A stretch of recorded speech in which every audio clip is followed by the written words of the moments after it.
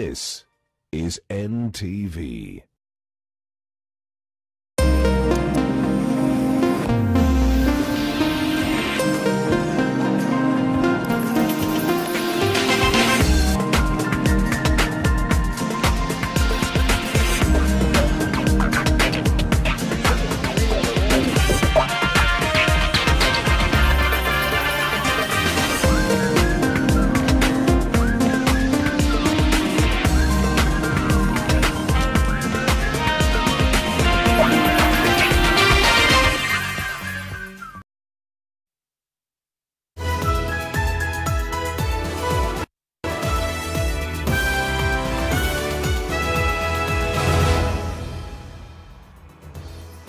Good evening to you and welcome to NTV on the road. We are spending a second night in county number 13, Tharaka Nithi County, and tonight we've spruced up our set with some cultural artifacts of the Mudambi sub-tribe of the Meru people, and we'll be showing you what that's about in a bit. But let's first have a look at the headlines.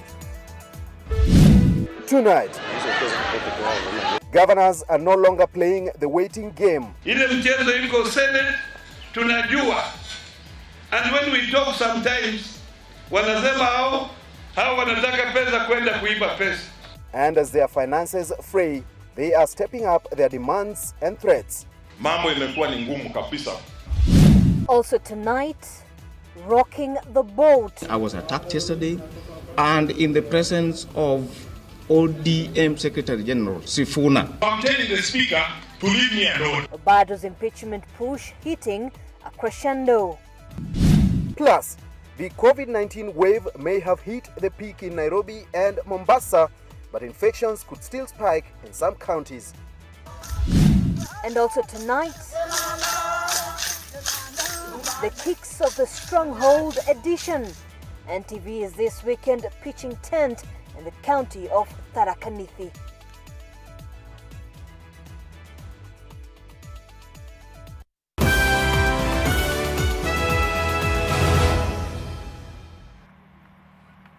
All right, thank you so much for making time for us. Our sign language interpreter this evening is David Agondo, and as usual, just to remind you our names here, I am Karambu, and of course my colleague here, Kimathi. Kind and generous. Kind and generous. Namaringo sana. I will still not take that, but let's begin with our top story tonight. Now, as plans to impeach Migori Governor Okoth Obado over allegations of corruption gather pace, tension is rising in the region, with the County Assembly Speaker Boaz Okoth now claiming his life is in danger. Now, there have been reports that a number of members of County Assembly have gone into hiding, fearing for their lives, while some senior police officers are said to have been transferred ahead of next week's impeachment process. Victor Kiprop starts us off.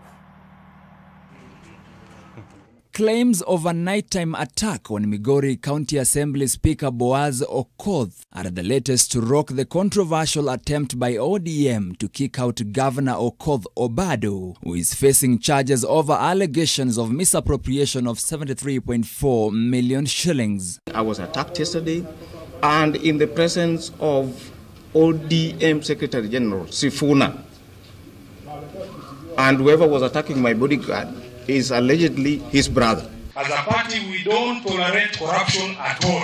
And if we have taken a position that the county governor must go, we don't want sideshow. So I'm telling the speaker to leave me alone. The alleged attack comes on the back of reports that some MCAs have already gone into hiding, with members from the faction supporting Obado's impeachment and that against it, claiming they have received threats. I do not debate in the House. I do not vote in the House. I only preside over the House. The level of desperation that I'm now being attacked. By Thursday this week, ODM said 27 of its 41 MCAs had already signed the motion to kick out Obado, whose continued stay in office, the party says, would stagnate operations of Migori County. A section of Migori residents, however, accused the party of double standards, terming the planned impeachment as political witch hunt. Reports that senior police officers, including Migori Police Commander, have been transferred have also added to the anxiety ahead of Tuesday's session, when the motion is expected to be tabled. We don't understand why the party is strongly and determined to impeach Obado.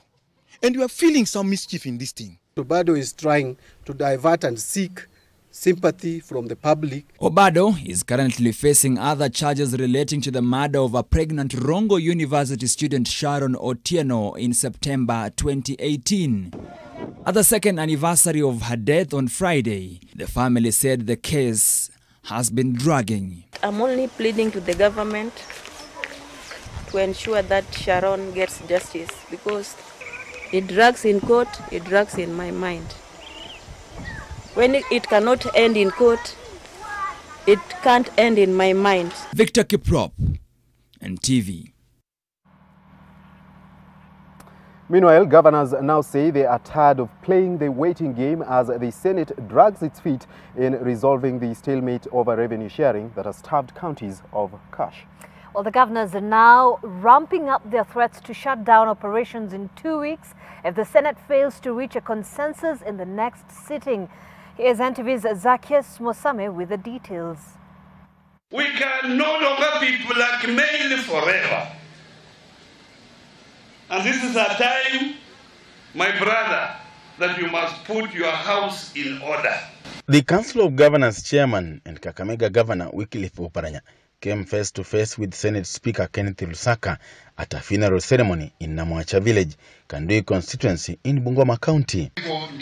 And despite the somber occasion, the speakers could not let the revenue stalemate that has left counties starved of cash rest. Tunajua yale inaendelea Senate. Ile mchezo iko Senate, tunajua. And when we talk sometimes, wanasema hao wanataka pesa kwenda kuiba pesa. Na wanajua vile pesa inakuja kwa kaunti. Mimi nataka kuuliza all senators from Western Kenya that any additional shilling that comes to the counties doesn't come to the governors, it goes to the people of Western Kenya. Mambo imekuwa ni ngumu kabisa. Kuna malumbano makali kwa formula ile itatumika. Kuna wale ambao wanataka pesa iende kwa kulingana na population, na kuna wale ambao wanataka pesa iende kulingana na land, ukubwa wa ardhi. The governors say the dragged out stalemate in the Senate is starving them of crucial funds to keep operations up and running, and now the wells have run dry.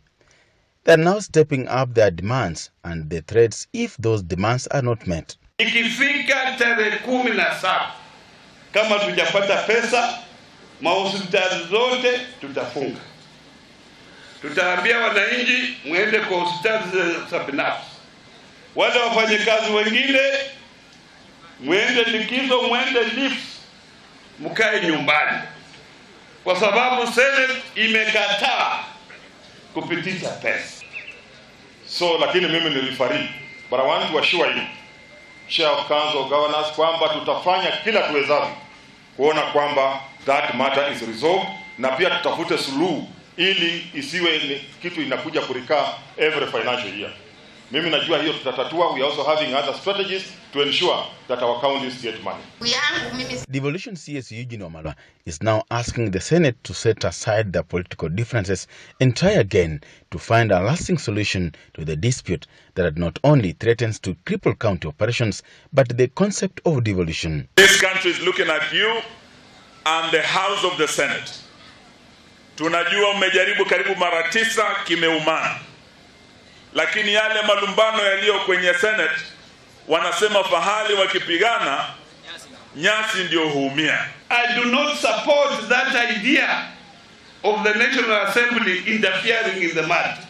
Tukifika wakati huu wa financial year, new financial year serikali, tuna shida ya pesa kukuja katika counties. The Senate is expected to converge next week in an effort to find a way out of the deadlock.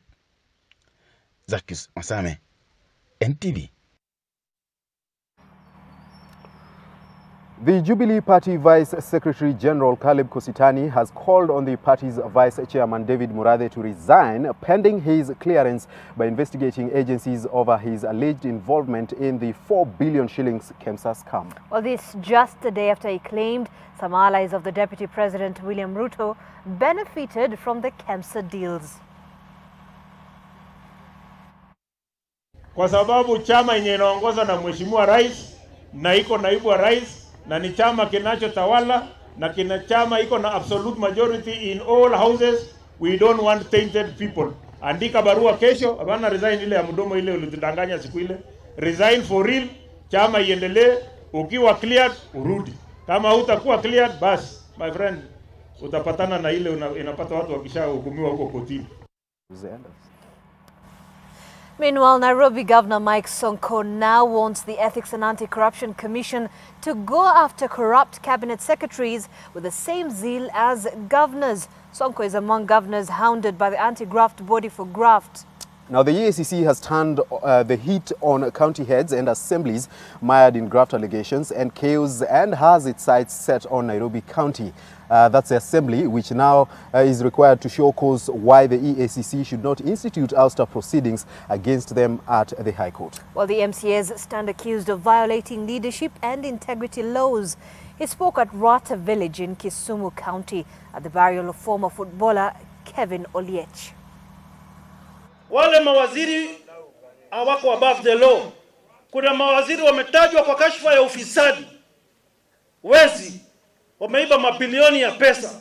Hatutaki kuona magavana akishikwa peke yake. Now, the government has vowed to uphold press freedom and widen the space for the operation of a liberalized media in the country.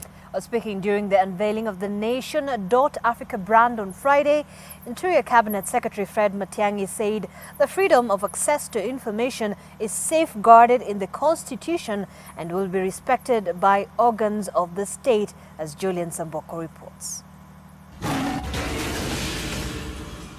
The Nation Media Group has opened a new chapter which seeks to cement its digital footprint in an increasingly digitally serving market. Critical to the success of the new brand is press freedom, something which has often in the past come under intense threat. The government has now committed to uphold press freedom as a step to further strengthen Kenya's democracy. Nothing, just simply nothing. Not criticism of individual leaders of government, not criticism of government, not criticism of government policy, not divergence of opinion, or even insults will tempt us enough to claw back on the media freedoms that this country has achieved, because that is our way of life. Matiang'i has urged members of the Fourth Estate to exercise responsibility in their practice, saying that with greater freedom comes greater responsibility.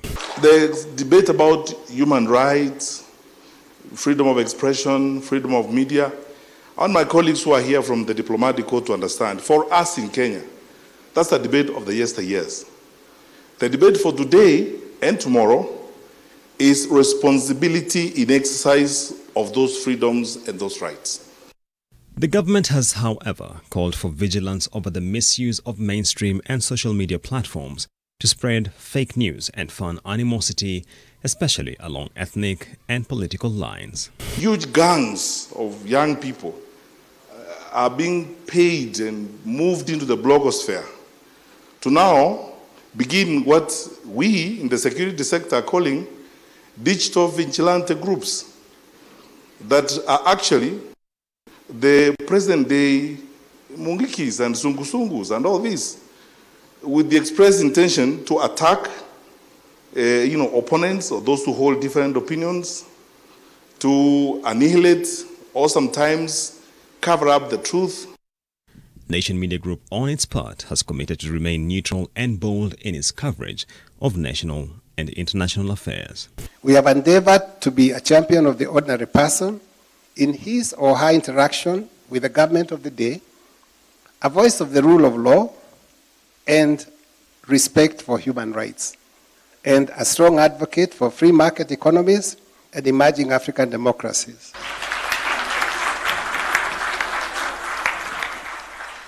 Julian's Amboko, NTV.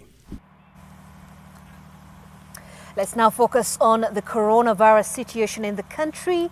And a study by the Ministry of Health and the Kenya Medical Research Institute, KEMRI, suggests that the wave of infections in Mombasa could have hit the peak sometime in July and in Nairobi sometime last month. It, however, cautions rural counties, particularly in the Rift Valley, Eastern and the North, to brace for a surge in infections. Eunice Omolo has the details of the findings and why the country's disease burden was much lower than was anticipated. Has confirmed the first coronavirus case. On the 13th of March 2020, Kenya announced the first COVID-19 case. But a report by the Ministry of Health and the Kenya Medical Research Institute, KEMRI, confirms that the novel coronavirus was already not new in Kenya. In fact, there were some cases of COVID-19 from as early as February, 3 weeks before the country announced the first case. The study shows that 4 out of 10 people in the major urban cities have already been infected with COVID-19, but also paints a positive picture for the 2 major urban cities, Nairobi and Mombasa. Quite a number of African countries have already hit their peak, and Kenya is no exception. We are within that peak. The findings suggest that the wave of infections could have peaked before the end of July 2020, 2 to 3 months ago. The rate of new infections in semi-urban counties neighboring Nairobi, that is Kiambu, Kajiado and Machakos, and those on the border with Mombasa, that is Kwale and Busia on Kenya's border with Uganda, also peaked before August 2020.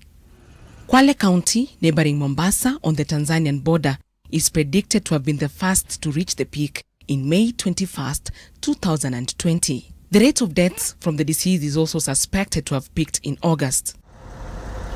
The report, however, says the infection rate is predicted to still be rising in other more rural counties, mainly in the Rift Valley, Eastern and Northeastern regions, and could peak within the next 2 to 3 months.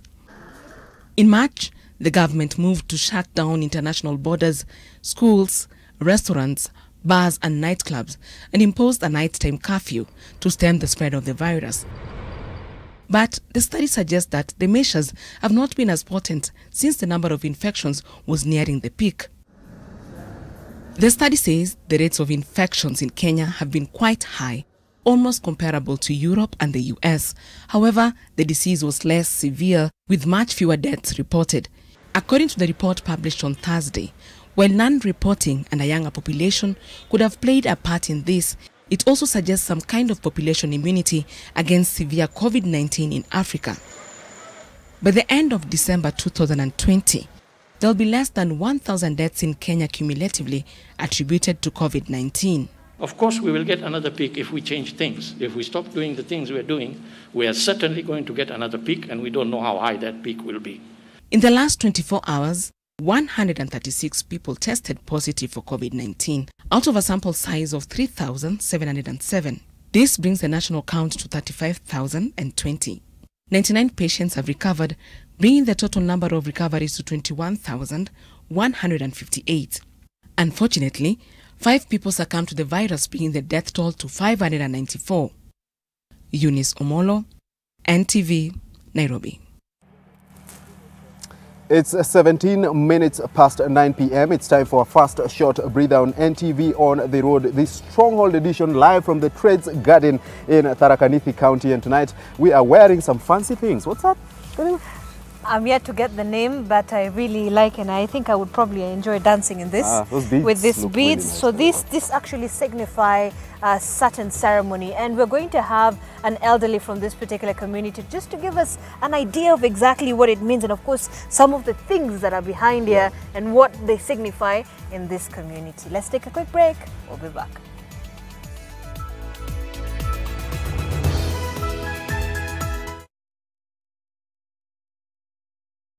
The aerial guarantee. Asante sana. Sasa, ni nini kingine ambacho unaweza kumfanyia msichana wetu? Kila kitu. Hata kufua nguo na aerial mpya. Basi, tuonyeshe.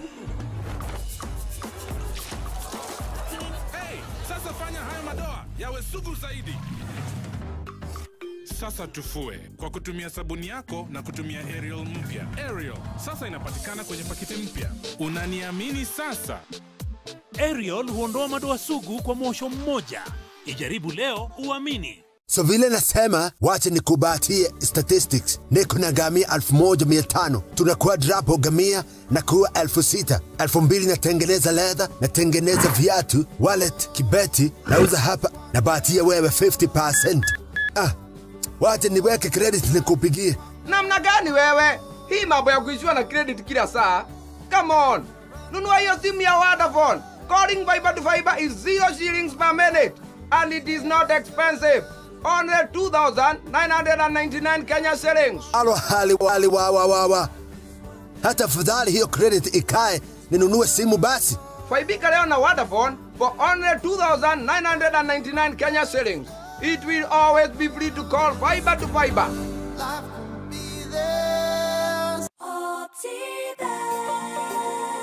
Welcome to Garden of Joy in Machakos by Optiven. This is a gated community that is strategically located only 7 minutes drive from Koma town and 1.3 kilometers off the tarmac. It comes with a beautiful gate, chain link fence around the property, internal Maram roads, a borehole for steady water supply, a jogging track, a meditation park and a children's play area. The title deeds are ready. Get your value-added plot at only 1.295 million shillings cash price. We also have flexible payment options of up to 12 months. Call us today on 0790 300 300 or visit www.optiven.co.ke. I help women find independence by training them in fish farming. It's tough on my back, joints, and can cause headaches. Panadol Extra relieves multiple types of pain. Panadol Extra, now with new Optizorb technology to fight multiple tough pains with 3 times more pain-relieving medicine in the first 30 minutes when you need it most. Seeing them support themselves makes any pain worth it. If symptoms persist, seek medical advice.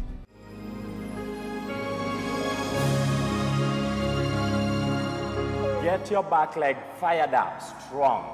Now reach, extend your hands way up and go back. Low push-up, hands down, step back. Yoga is believed to help reduce the risk of non-communicable diseases, including heart disease, diabetes, and respiratory diseases. It is one exercise that caters for your mind, body, and soul.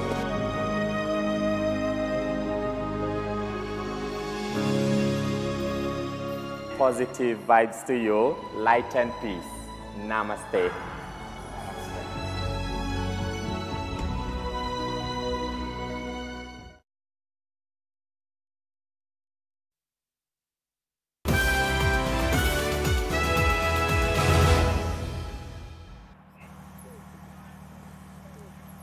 Welcome back to NTV on the Road, the Stronghold edition, live from the Threads Garden in County number 13, Tharaka Nithi. And let's continue with the day's stories. It is a whole new world for the media landscape as media outlets try to navigate around the changing sector. Well, the youth are at the center of this change as the digital disruption has transformed the way media is consumed. Ngina Kirori sampled some of the views from the youth to find out more about how they consume media.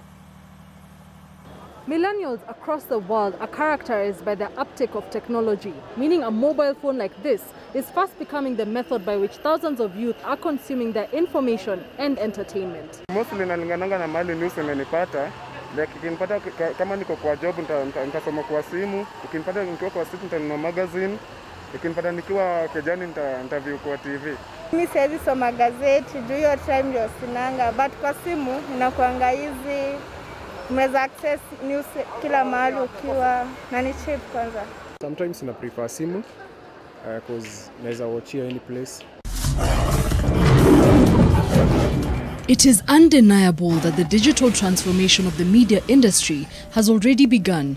And in a world where information is at the public's fingertips, offering content that is captivating and insightful has become a necessity. This is especially true for the youth, who are the custodians of the future of the course in which the dissemination of information will take.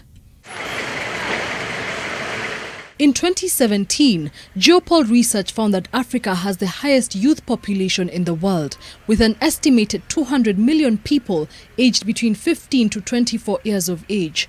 This makes the continent a nest for the growth of technological advancements, particularly in the media sphere, something which the Nation Media Group is nurturing.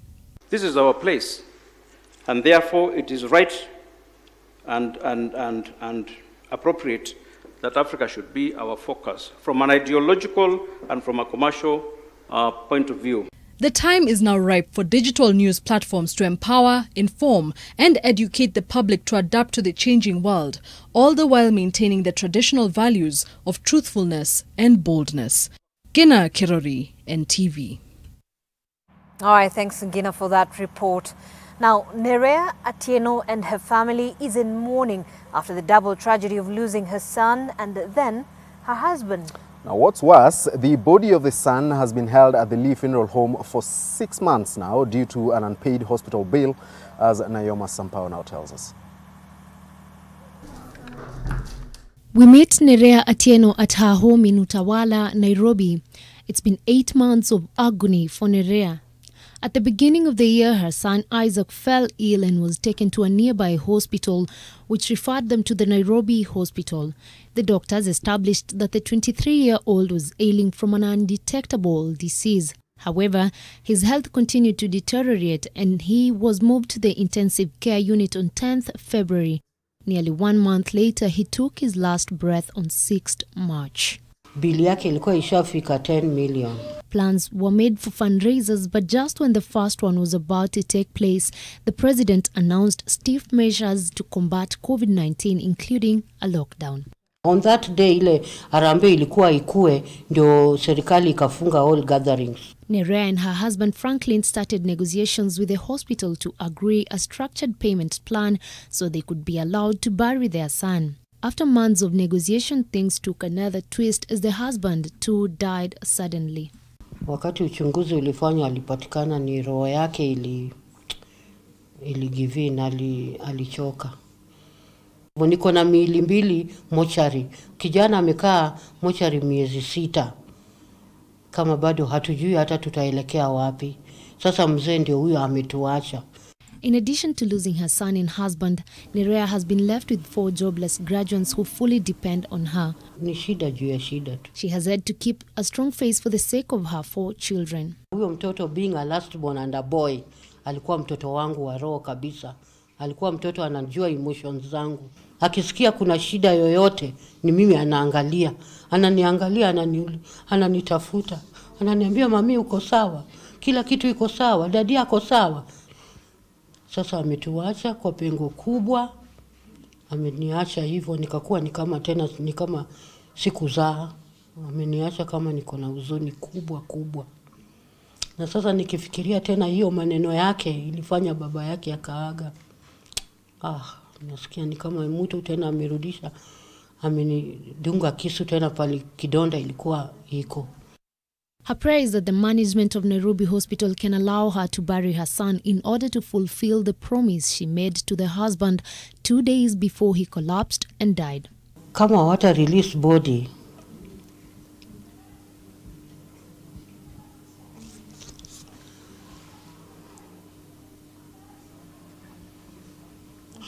sijui nitafanya nini. Nerea Atieno now has her hands tied as she cannot continue with the burial plans for her husband and son. Now she lives each day at a time, hoping that one day she will be able to get her life moving. Nayoma Sampao, NTV.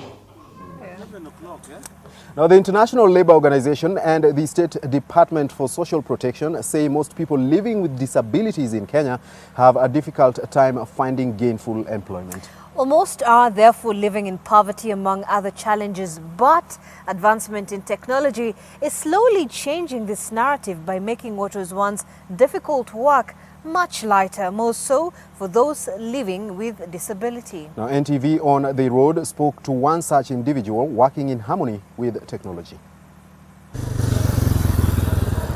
At the Chuka Automated Garage in Tharaka Nithi County, several young men and women are hard at work.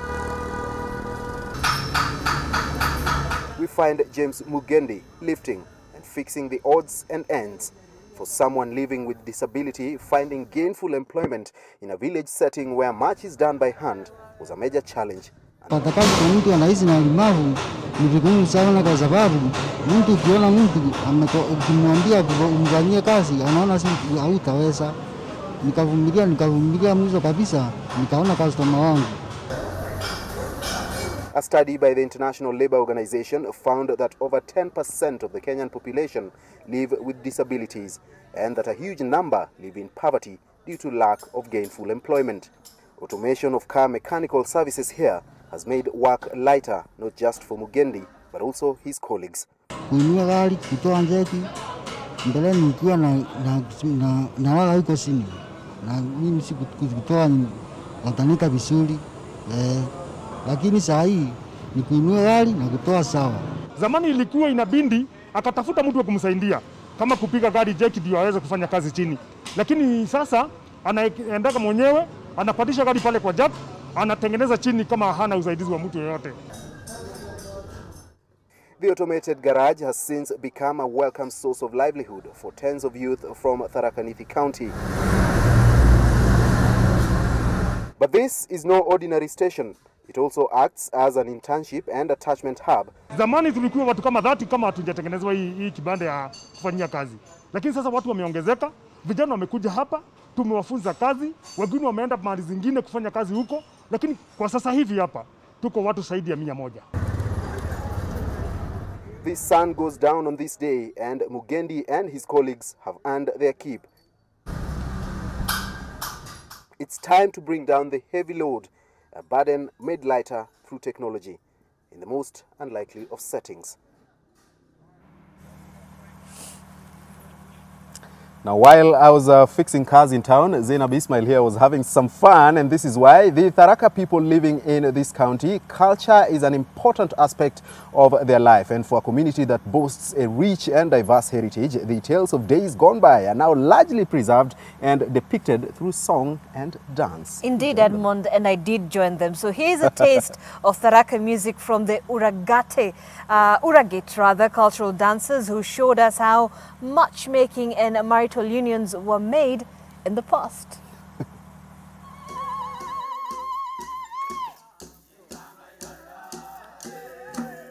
Hiki kikundi kinaitwa Uragate Cultural Dancers, kikundi ambacho kinaimba nyimbo za kitamaduni ya Kitharaka.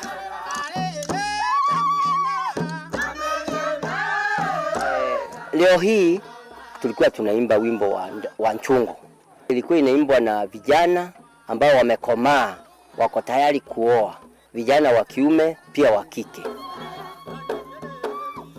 Yule msichana ambaye amechumbiwa na yule kijana anapenda kwenye ule wimbo, ndiye atakuja na kibuyu ya uji naitwa ndhehu, alafu anampea dhirisho ya kwamba anampenda kinagobwaga. Ni kama mashindano, yaani vijana wanajitokesha kuonyesha ya kwamba ujasiri wao na vile wako tayari kuoa. Pia wasichana nao wanajitokesha kwa ujasiri ati wao wako tayari kuolewa. Ndio sasa wanaimba pamoja, alafu wanapoimba wanaangaliana, yule mdhaifu, yule yako sawa. Hapo ndio uchumba unakuwa umekamilika sasa. Ilikuwa inaimbwa wakati mmoja katika mwaka, hasa mwezi wa 7, 8, 9 kulingana na hali ya anga.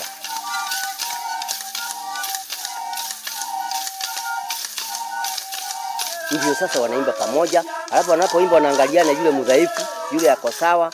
Hapo ndio uchumba unakuwa umekamilika sasa. Na hiyo ilikuwa inaimba na watu ambao hawana magonjwa. Kama ugonjwa wa TB, huwezi imba hiyo sababu utapumua sana. Sasa hiyo wimbo ambao anaimba anatoboa, ni hiyo ilikuwa inadhihirisha mwenye afya nzuri sana.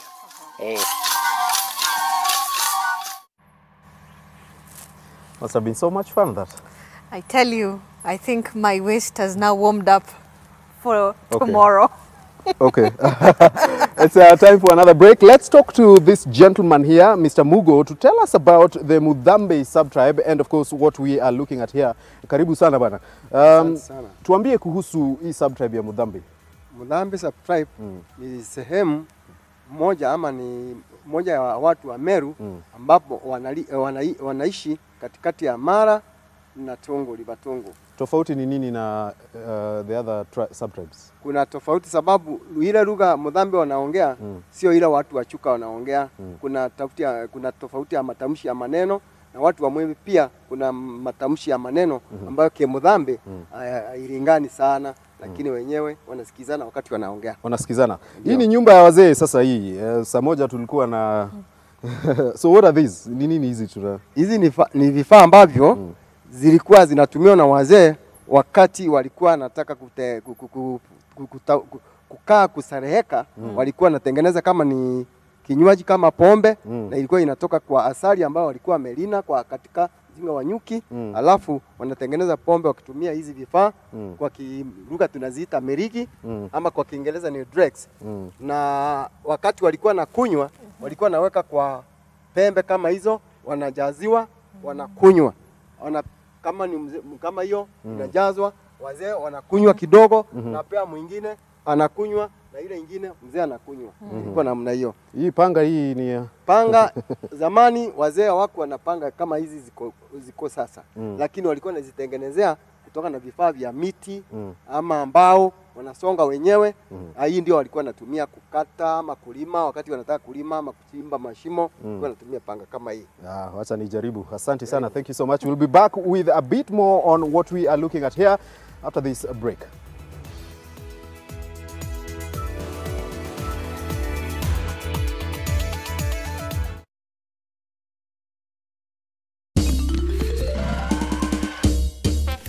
Sona moja imetengenezwa kwa njia spesheli ili kupambana na maumivu kwa haraka. Sona moja ina aspirin kama kiungo. Sona moja, kitulizo kamili. Maumivu yakizidi, pata ushauri wa daktari.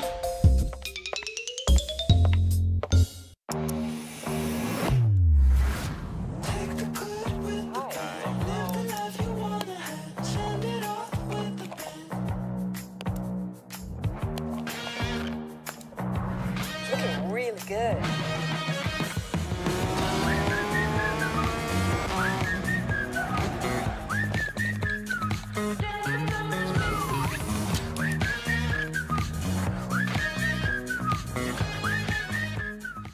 For a better tomorrow, don't forget to do the 1, 2, 3 with Colgate every night.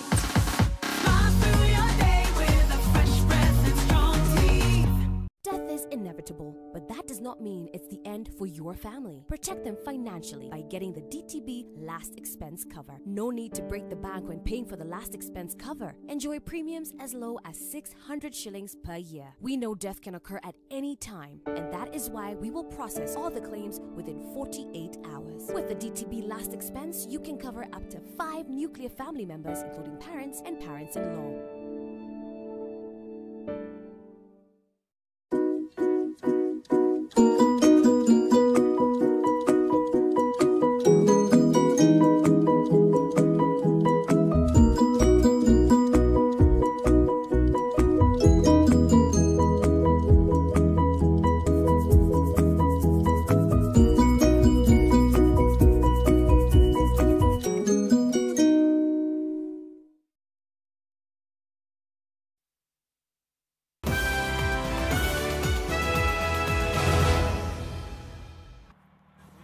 All right, thank you so much for staying with us.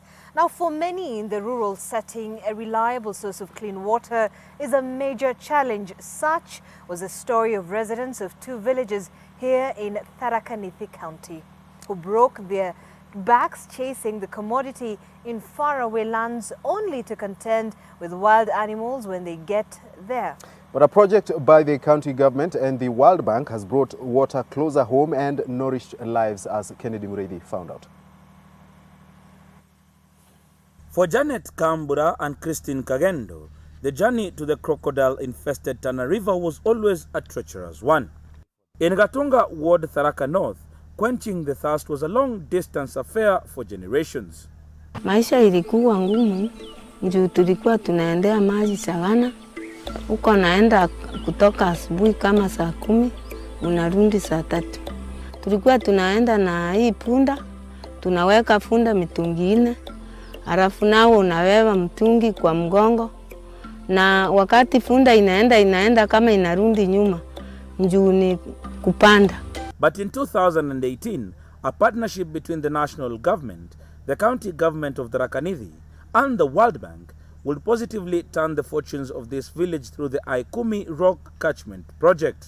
Aikumi is an acronym that means Aora Ekoro Mutungi Mugongo. It means let us get the 20-liter jerrycan off the backs of our women. The rock catchment idea was actually fronted by the Wananchi themselves. Aikumi, the community there, the area is semi-arid. They get very little rainfall, below average. And that's why they requested we partner with them after a lot of consultations and stakeholder engagement. This gigantic rock, the size of 2 football fields, was turned into a water catchment area. The catchment project has even brought the precious commodity closer home for some residents.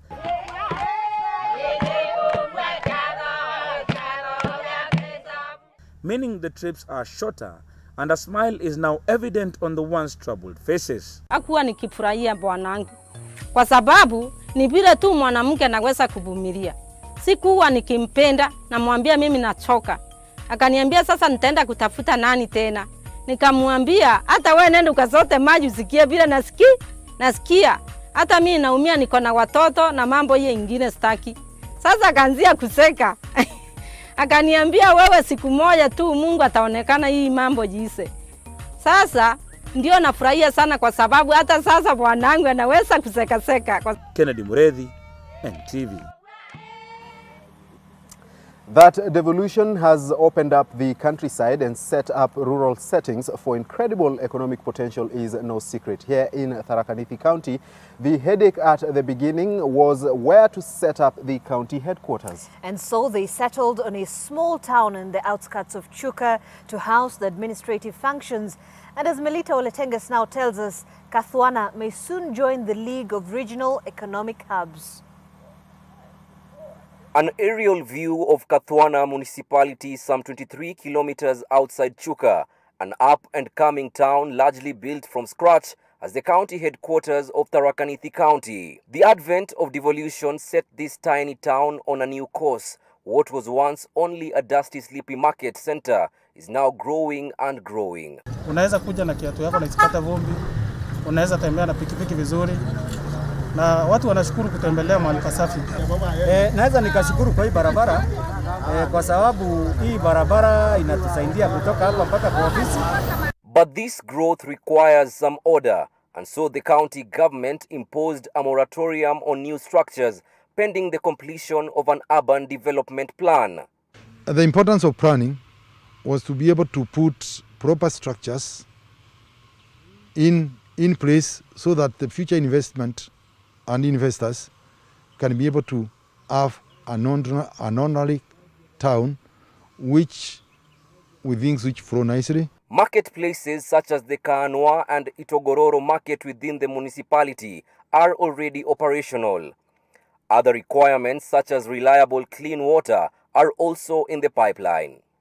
Any interested investor in any specific area could be able to consult the county government, and we work together for the people of the Tharaka Nithi County. Our focus is to give life to that document.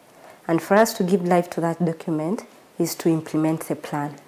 The plan is to uniquely respond to the needs and aspirations of the people of Kathwana and Tharaka Nithi, tailored to fit with the promise of creating a powerful economy. Melita Oletenges, NTV, Tharaka Nithi County. It's time for another short break on the Stronghold edition, and I'm as well warming my waist after standing there for a while.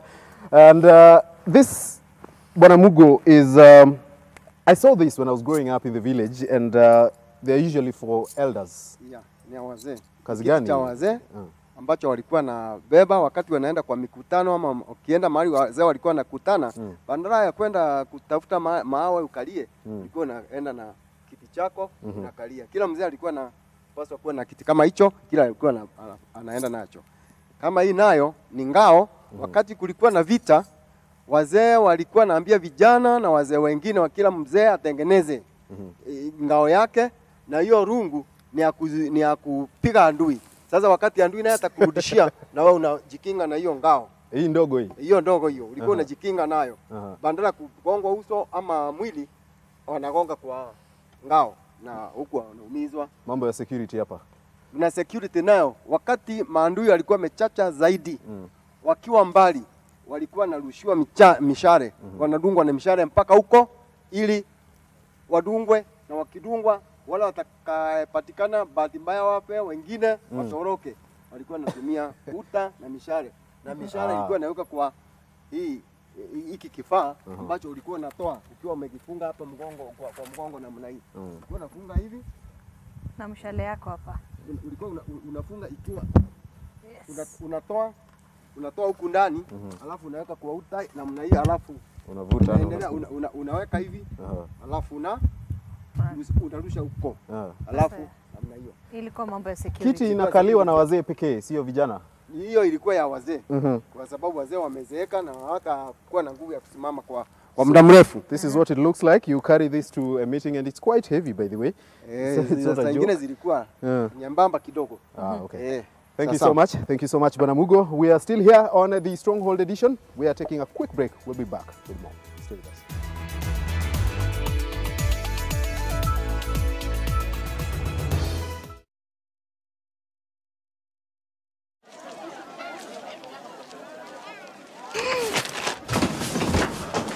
Do your gums hurt? Yeah. Does your toothpaste contain sage, eucalyptus, myrrh, chamomile? All that in one toothpaste? Yes, try Colgate Herbal. Colgate Herbal contains nature's best herbs and Colgate's fluoride technology to give you strong teeth and healthy gums. Ah, Colgate Herbal. Let's go.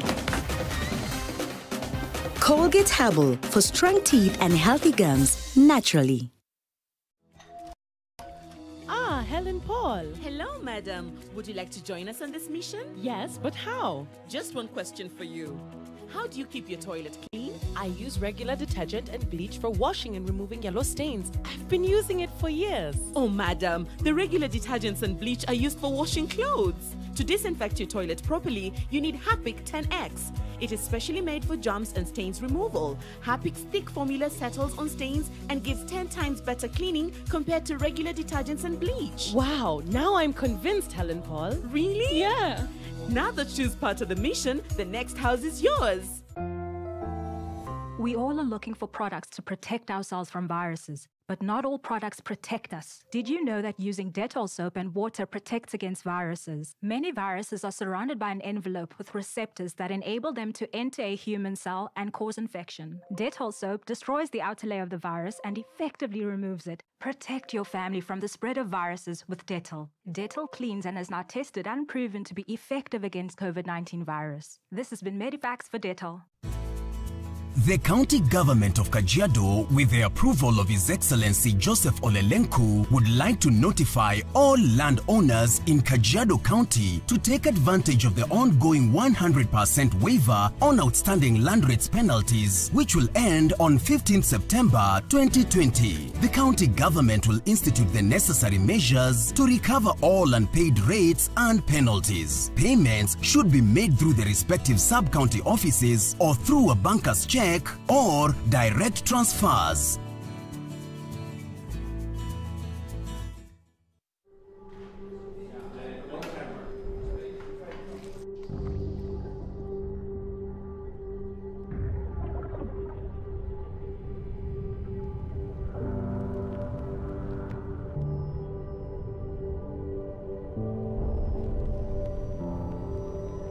Beat sensitivity pain fast with Sensodyne Rapid Action for clinically proven relief in 60 seconds.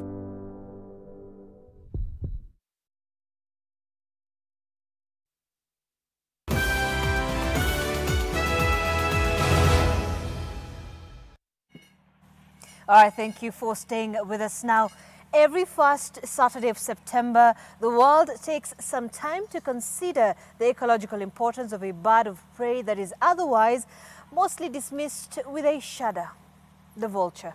And Ruth Sarmue reports on the day that aims to educate the reluctant public on the critical role of the vulture to the well-being of the ecosystem and the environment.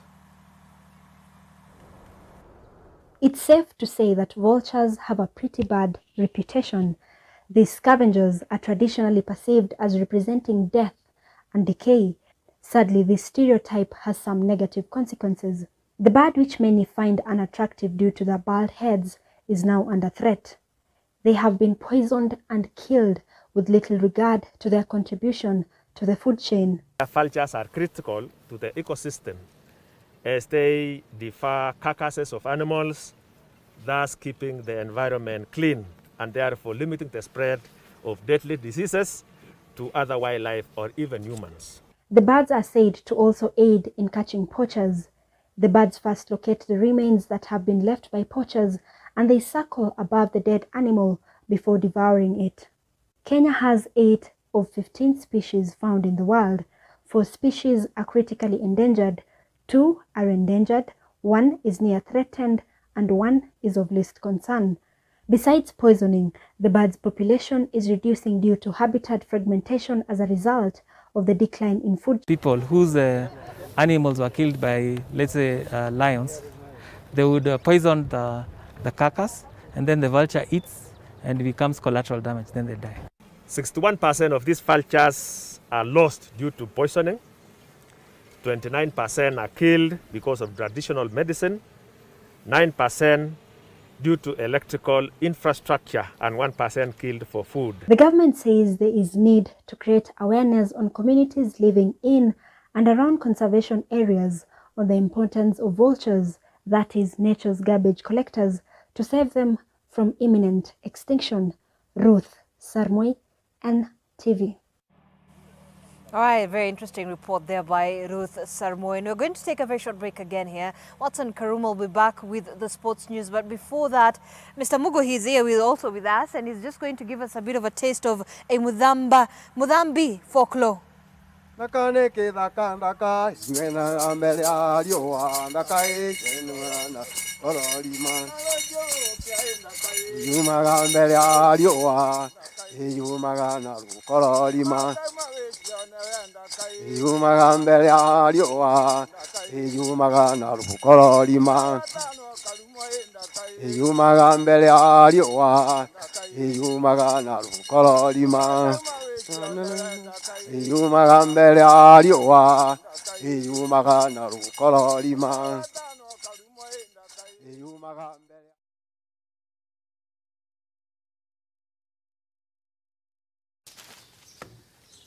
Melissa?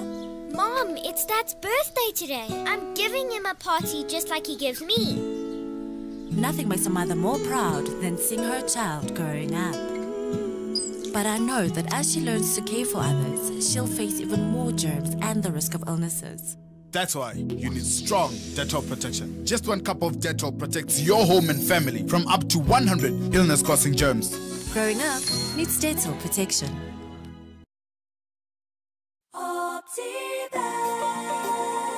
Welcome to Garden of Joy in Machakos by Optiven.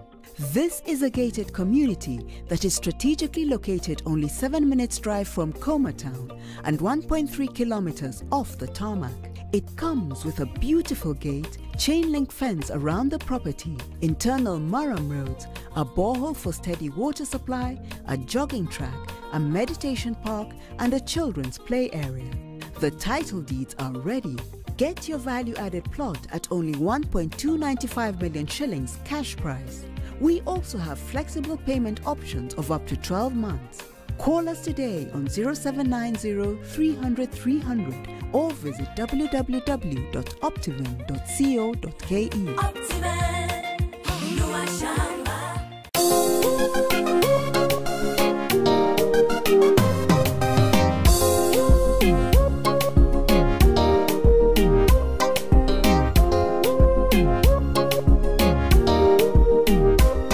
Guys, unajua ukikula supa moja utakuwa na superpowers?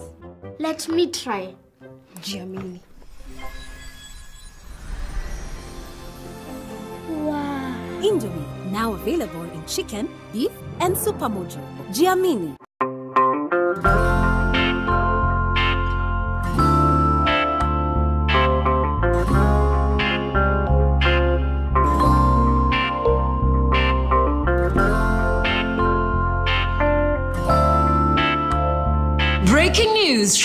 Morphix. Let's see what they're developing right now.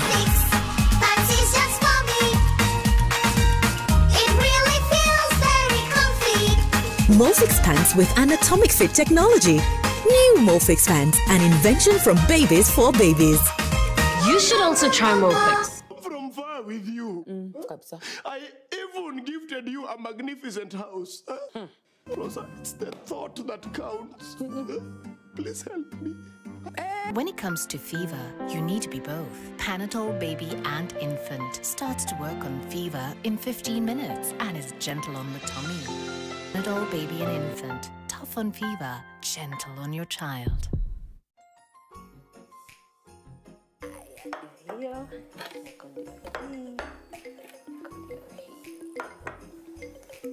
When you buy a bar of Cadbury Dairy Milk chocolate, you can help change the story. That's because we will use part of the proceeds to donate milk to less fortunate children across our beautiful country. Let us come together and show the generous spirit that is inside of all of us. Cadbury Dairy Milk. There's a glass and a half in everyone.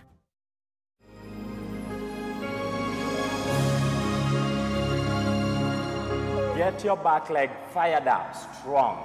Now reach, extend your hands way up and go back. Low push-up, hands down, step back.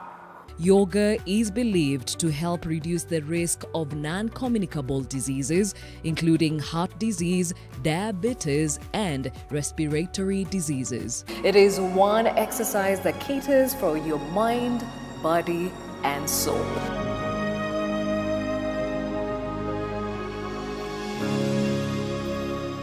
Positive vibes to you, light and peace. Namaste.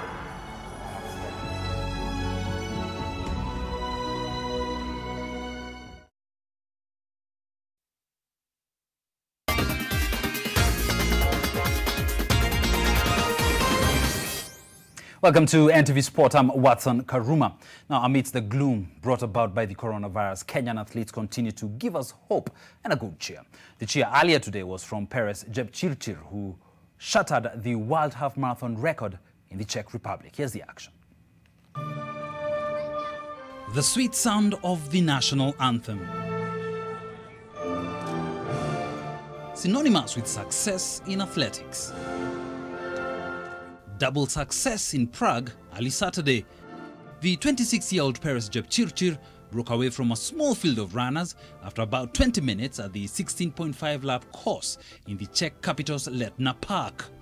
Jepchirchir clocked 1 hour, 5 minutes and 34 seconds at the Prague 21.1 kilometer race, shattering the previous record set by Netzanet Gudeta of Ethiopia at the World Half Marathon Championships 2 years ago in Valencia, Spain. My plan was to run good because I was well prepared.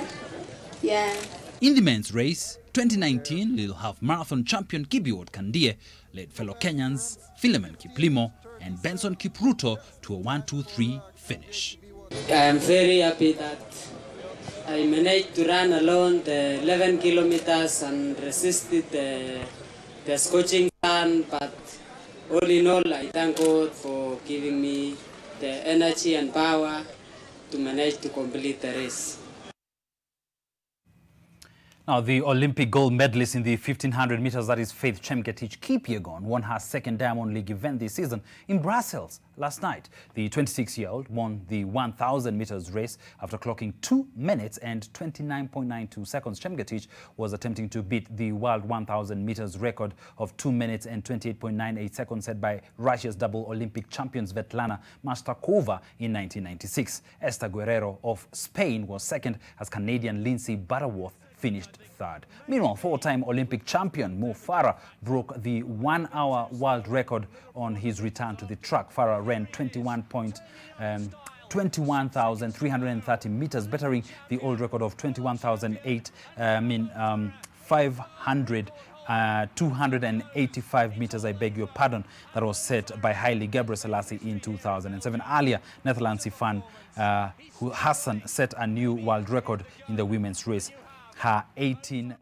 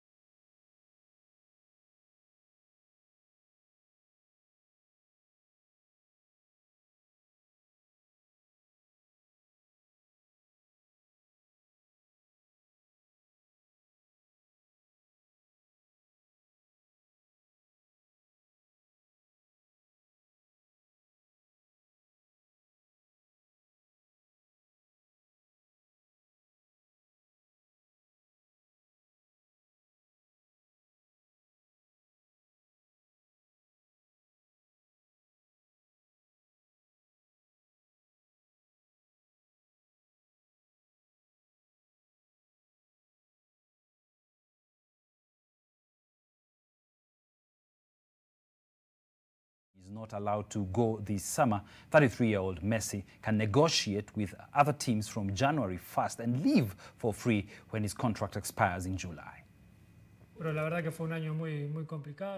He told me that the only way for me to leave the club was to pay the clause, and that's impossible, obviously. And going to trial is madness. I would never go to trial against a club that I love, the club that gave me everything, that helped me ever since I got there, the club of my life. I always said that I wanted to end my career here, that I wanted a winning project, that I wanted to keep winning titles with the club and improve the club's legend. But the truth is that it has been a long time since there has been a project or anything at all. They are always juggling and plugging gaps.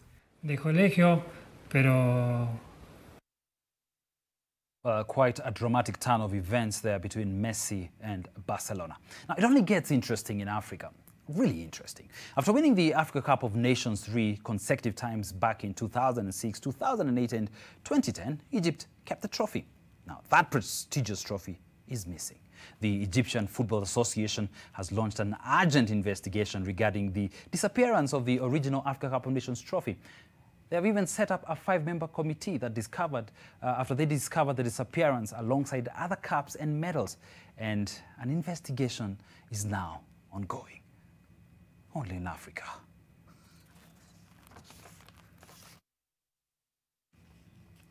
Well, I don't know, missing a golden chance or everything up for grabs. That is happening only in Africa during the coronavirus pandemic. We wish the Egyptian FA all the best in discovering who stole that trophy. That does it for NTV Sport. Thank you very much for your time. Have a lovely night.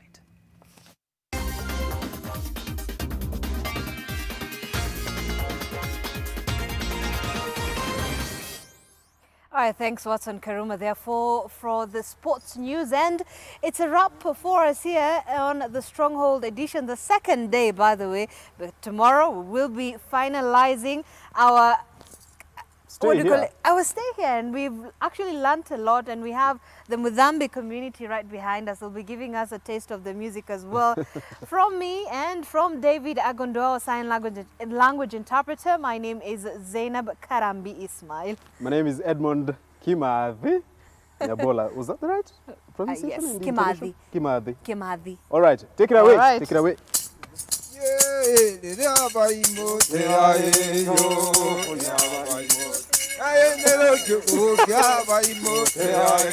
You don't dance like that.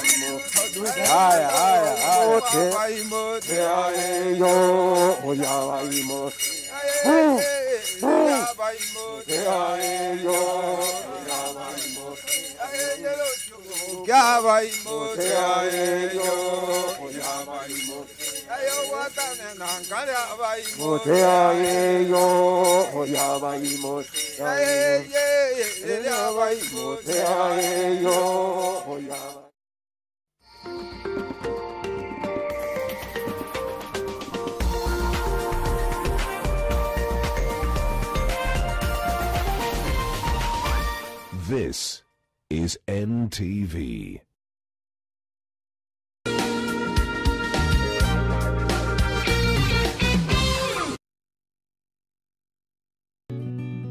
I help women find independence by training them in fish farming. It's tough on my back, joints, and can cause headaches. Panadol Extra relieves multiple types of pain. If symptoms persist, seek medical advice.